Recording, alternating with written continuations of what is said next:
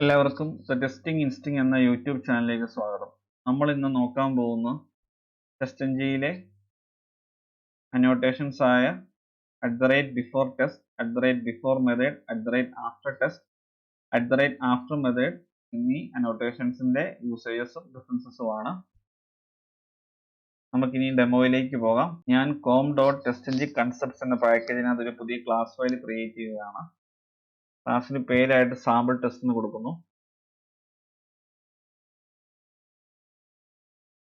അതിനുശേഷം ഫിനിഷ് ബട്ടണിൽ ക്ലിക്ക് ചെയ്യുന്നു. ഞാൻ ഈ ക്ലാസ്സിൽ രണ്ട് ടെസ്റ്റ് മെത്തേഡ്സ് ക്രിയേറ്റ് ചെയ്യാൻ പോവാണ്. ടെസ്റ്റ് എന്നുള്ള അനോട്ടേഷൻ യൂസ് ചെയ്യുന്നതിന് ശേഷം പബ്ലിക് void test1, അതിനുശേഷം മെത്തേഡിന്റെ അകത്ത് ജസ്റ്റ് ഒരു പ്രിന്റ് സ്റ്റേറ്റ്മെന്റ് മാത്രമാണ് ഞാൻ യൂസ് ചെയ്യുന്നത്. സെലീനിയം കോഡ് ഞാൻ യൂസ് ചെയ്യില്ല ഈ ഡെമോയിൽ, കാരണം കൺസെപ്റ്റ്സ് സെലീനിയം കോഡ് ആണെങ്കിലും പ്രിന്റ് സ്റ്റേറ്റ്മെന്റ് ആണെങ്കിലും സെയിം ആണെന്ന് മനസ്സിലാക്കുക. system.out.println ജസ്റ്റ് മെത്തേഡിന്റെ പേര് മാത്രം പ്രിന്റ് ചെയ്യുന്ന ഒരു കോഡാണ് ഞാൻ ഇതിനകത്ത് ആഡ് ചെയ്യുന്നത്. അതിനുശേഷം @test എന്നുള്ള അനോട്ടേഷൻ ഇമ്പോർട്ട് ചെയ്യാൻ വേണ്ടി Ctrl+Shift O എന്നുള്ള ഷോർട്ട് കട്ട് യൂസ് ചെയ്യുന്നു. ഇനി ഇതേ മെത്തേഡ് തന്നെ ഞാൻ ഇവിടെ കോപ്പി ചെയ്ത് പേസ്റ്റ് ചെയ്യാൻ പോവാണ്.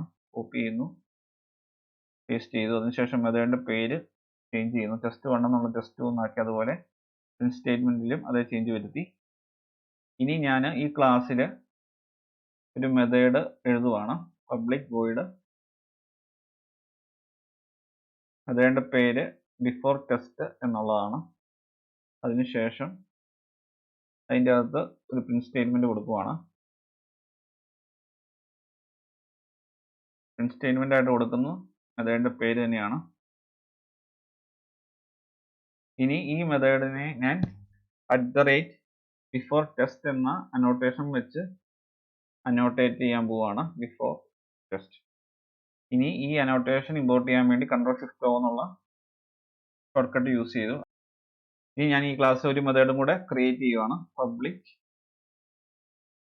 void before method. അതിനുശേഷം പ്രിന്റ് സ്റ്റേറ്റ്മെന്റ് ആയിട്ട് മെത്തേഡിന്റെ പേര് തന്നെ കൊടുക്കുവാണ്. അതിനുശേഷം ഈ മെത്തേഡ് അനോട്ടേറ്റ് ചെയ്യാൻ വേണ്ടി @before method എന്നുള്ള അനോട്ടേഷൻ യൂസ് ചെയ്യുകയാണ്. ഓക്കെ, അപ്പം ഈ ക്ലാസ് ഫയലിൽ രണ്ട് @test മെത്തേഡ്സ് ഉണ്ട്. ഒന്ന് test1, ഒന്ന് test2. അതുപോലെ ഈ ക്ലാസ്സിൽ @before test മെത്തേഡ് ഉണ്ട്. മെത്തേഡിന്റെ പേര് before test എന്നുള്ളതാണ്. അതുപോലെ @before മെത്തേഡും ഉണ്ട്. മെത്തേഡിന്റെ പേര് before method എന്നാണ്. അനോട്ടേഷൻ ആണ് @before method, @before test, @test. ഇനി ഈ ക്ലാസ് ഫയൽ എക്സിക്യൂട്ട് ചെയ്യുമ്പോൾ ആദ്യമേ എക്സിക്യൂട്ട് ആകാൻ പോകുന്ന @before test എന്ന് അനോട്ടേറ്റ് ചെയ്താക്കുന്ന മെത്തേഡ് ആയിരിക്കും. അത് ഒറ്റ തവണ എക്സിക്യൂട്ട് ആവുള്ളൂ. അതായത് ഈ ക്ലാസ്സിൽ എത്ര ടെസ്റ്റ് മെത്തേഡ്സ് ഉണ്ടെങ്കിലും ആദ്യത്തെ ടെസ്റ്റ് മെത്തേഡ് എക്സിക്യൂട്ട് ആകുന്നതിന് മുമ്പ് ഒരു തവണ മാത്രം before test എഴുതിയേക്കുന്ന കോഡ് എക്സിക്യൂട്ട് ആകും. അതിനുശേഷം ബിഫോർ മെത്തേഡ് എക്സിക്യൂട്ട് ആകും. ബിഫോർ മെത്തേഡ് ഓരോ ടെസ്റ്റിന് മുമ്പും എക്സിക്യൂട്ട് ആകും. ഞാനിപ്പോൾ പറയുന്നത് നിങ്ങൾക്ക് ക്ലിയർ ആണോന്നില്ല. ഞാൻ ഈ ക്ലാസ് ഫയൽ എക്സിക്യൂട്ട് ചെയ്യുമ്പോൾ കൺസോളിൽ വരുന്ന ഔട്ട്പുട്ട് കാണുമ്പോൾ നിങ്ങൾക്ക് ക്ലിയർ ആവും. ഞാൻ ഈ ക്ലാസ് ഫയൽ റൺ ചെയ്യുവാണ്. Run as TestNG test. Okay, നിങ്ങൾക്ക് ആദ്യമേ കാണാം ഈ കൺസോളിൽ വന്നിരിക്കുന്നത് ബിഫോർ ടെസ്റ്റ് എന്നുള്ളതാണ്. അതിനുശേഷം ബിഫോർ മെത്തേഡ് എന്നുള്ള പ്രിന്റ് ചെയ്ത് തന്നു. അതിനുശേഷം test1 എന്നുള്ള പ്രിന്റ് ചെയ്ത് തന്നു. അതിനുശേഷം വീണ്ടും ബിഫോർ മെത്തേഡ് ആണ് എക്സിക്യൂട്ട് ആയിരിക്കുന്നത്. അതായത് ഓരോ ടെസ്റ്റ് മെത്തേഡിന് മുമ്പും ബിഫോർ മെത്തേഡ് എക്സിക്യൂട്ട് ആകും. പക്ഷേ ബിഫോർ ടെസ്റ്റ് എന്നുള്ള മെത്തേഡ് എക്സിക്യൂട്ട് ആകുന്ന അനോട്ടേഷൻ യൂസ് ചെയ്താക്കുന്ന മെത്തേഡ് എക്സിക്യൂട്ട് ആകുന്ന ടെസ്റ്റ് ആ ക്ലാസ്സിലെ ആദ്യത്തെ എക്സിക്യൂട്ട് ആകുന്നതിന് മുമ്പ് ഒരു തവണ മാത്രമേ എക്സിക്യൂട്ട് ആകൂ. ഇതേപോലെ തന്നെയാണ് ആഫ്റ്റർ ടെസ്റ്റും ആഫ്റ്റർ മെത്തേഡും വർക്ക് ആകുന്നത്. അതായത് ആഫ്റ്റർ മെത്തേഡ് എന്നുള്ളത് ഓരോ ടെസ്റ്റ് മെത്തേഡ് എക്സിക്യൂട്ട് ചെയ്ത ശേഷം എക്സിക്യൂട്ട് ആവും. പക്ഷേ ആഫ്റ്റർ ടെസ്റ്റ് എന്നുള്ള മെത്തേഡ് എല്ലാ ടെസ്റ്റും എക്സിക്യൂട്ട് ആയതിനു ശേഷം ഒരു തവണ മാത്രമേ ആഫ്റ്റർ ടെസ്റ്റ് എന്നുള്ള മെത്തേഡ് എക്സിക്യൂട്ട് ആവുള്ളൂ. നമുക്ക് ഞാൻ ഒരു 2 അനോട്ടേഷൻ കൂടെ യൂസ് ചെയ്യാം. ഞാൻ ഈ രണ്ടും കോപ്പി പേസ്റ്റ് ചെയ്യുവാണ്. ഈ അനോട്ടേഷൻസ് ടെസ്റ്റിന്റെ മുമ്പിലും താഴെയായിട്ട് കൊടുക്കണമെന്നൊരു നിർബന്ധമില്ല. ഞാൻ മനസ്സിലാകാൻ വേണ്ടി കൊടുക്കുന്നുള്ളൂ. ഇതിന്റെ ഇടയ്ക്ക് കൊടുത്താലും കറക്റ്റായിട്ട് വർക്ക് ആവും. ഞാനെങ്കിൽ അനോട്ടേഷൻസിന്റെ പേര് ചേഞ്ച് ചെയ്യുകയാണ്. ബിഫോർ ടെസ്റ്റ് എന്നുള്ളത് ആഫ്റ്റർ ടെസ്റ്റ് ആക്കുവാണ്. After test. അതുപോലെ നെയിമും ചേഞ്ച് ചെയ്യുന്നു. After test. അതുപോലെ പ്രിന്റ് സ്റ്റേറ്റ്മെന്റും ചേഞ്ച് ചെയ്യുന്നു.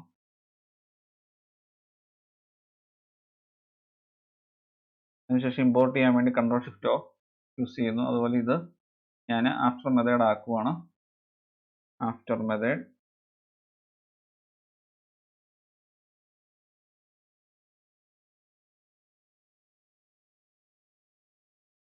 ആഫ്റ്റർ ഇമ്പോർട്ട് ചെയ്യാൻ വേണ്ടി Ctrl+Shift+O എന്നുള്ള ഷോർട്ട് കട്ട് ഞാൻ യൂസ് ചെയ്തു. ഇനി നമുക്ക് ഈ ക്ലാസ് ഫയൽ എക്സിക്യൂട്ട് ചെയ്യാം. അതിനു മുമ്പ് ഞാൻ ഇതെങ്ങനെ എക്സിക്യൂട്ട് ചെയ്യുന്ന ഓർഡർ ഒന്നുകൂടെ പറയാം. ഈ ക്ലാസ്സിലെ ആദ്യത്തെ ടെസ്റ്റ് അനോട്ടേഷൻ മുമ്പായിട്ട് ബിഫോർ ടെസ്റ്റ് എന്നുള്ള ഈ അനോട്ടേഷൻ കൊടുത്തിരിക്കുന്ന മെത്തേഡ് എക്സിക്യൂട്ട് ആവും. അതിനുശേഷം ബിഫോർ മെത്തേഡ് എക്സിക്യൂട്ട് ആവും. അതിനുശേഷം test1 എന്നുള്ള മെത്തേഡ് എക്സിക്യൂട്ട് ആവും. അതിനുശേഷം ആഫ്റ്റർ മെത്തേഡ് ആണ് എക്സിക്യൂട്ട് ആവുന്നത്. അതിനുശേഷം വീണ്ടും ബിഫോർ മെത്തേഡ് എക്സിക്യൂട്ട് ആവും. അതിനുശേഷം test2 എക്സിക്യൂട്ട് ആവും. അതിനുശേഷം ആഫ്റ്റർ മെത്തേഡ് എക്സിക്യൂട്ട് ആവും. എല്ലാ ടെസ്റ്റും എക്സിക്യൂട്ട് ആയതിനു ശേഷം ആഫ്റ്റർ ടെസ്റ്റ് ഒരു തവണ എക്സിക്യൂട്ട് ആവും. ഇപ്പൊ ഞാൻ പറഞ്ഞ പോലെ തന്നെയായിരിക്കും കൺസോളിൽ ഔട്ട്പുട്ട് വരാൻ പോകുന്നത്. ഞാൻ ഈ ക്ലാസ് ഫയൽ റൺ ചെയ്യുവാണ്. ഇതൊരു ഇന്റർവ്യൂ ക്വസ്റ്റ്യൻ ആണ്. വളരെ ട്രിക്കി ക്വസ്റ്റ്യൻ ആണ്. നിങ്ങൾ അതിന്റെ കൺസെപ്റ്റ് മനസ്സിലാക്കിയിരിക്കുക. ഉറപ്പായിട്ടും ഇന്റർവ്യൂവിന് TestNG റിലേറ്റഡ് ചോദിക്കുന്ന ഒരു ക്വസ്റ്റ്യൻ ആണ്. ഞാൻ ഈ ക്ലാസ് ഫയൽ റൺ ചെയ്യാൻ പോവാണ്. Run as TestNG test.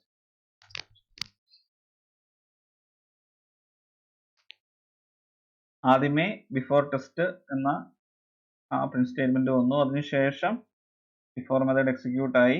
അതിനുശേഷം ഫസ്റ്റ് ടെസ്റ്റ് മെത്തേഡ് എക്സിക്യൂട്ട് ആയി. അതിനുശേഷം ആഫ്റ്റർ മെത്തേഡ് എക്സിക്യൂട്ട് ആയി. അതിനുശേഷം വീണ്ടും ബിഫോർ മെത്തേഡ് എക്സിക്യൂട്ട് ആയി. അതിനുശേഷം test2 എക്സിക്യൂട്ട് ആയി.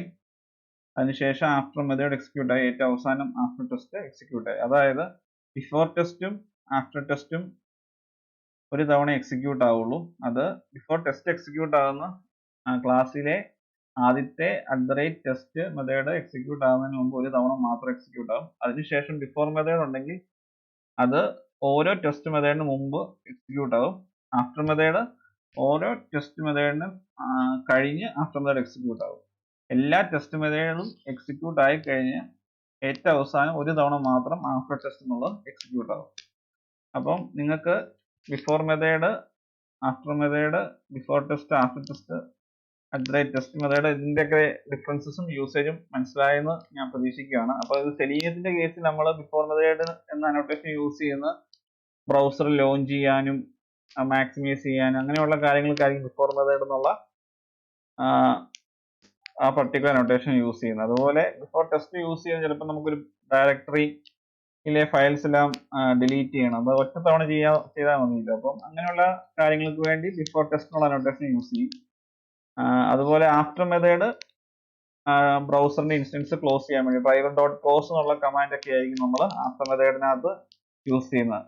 അതുപോലെ ആഫ്റ്റർ ടെസ്റ്റ് യൂസ് ചെയ്യുന്ന എക്സിക്യൂഷൻ കഴിഞ്ഞ് നമുക്ക് എക്സിക്യൂഷൻ റിപ്പോർട്ട് മെയിലിലേക്കൊക്കെ അയക്കണമെന്നുണ്ടെങ്കിൽ ആ കോഡ് നമ്മൾ വിളിക്കുന്നത് ആഫ്റ്റർ ടെസ്റ്റ് എന്നുള്ള സെക്ഷനിലായിരിക്കും.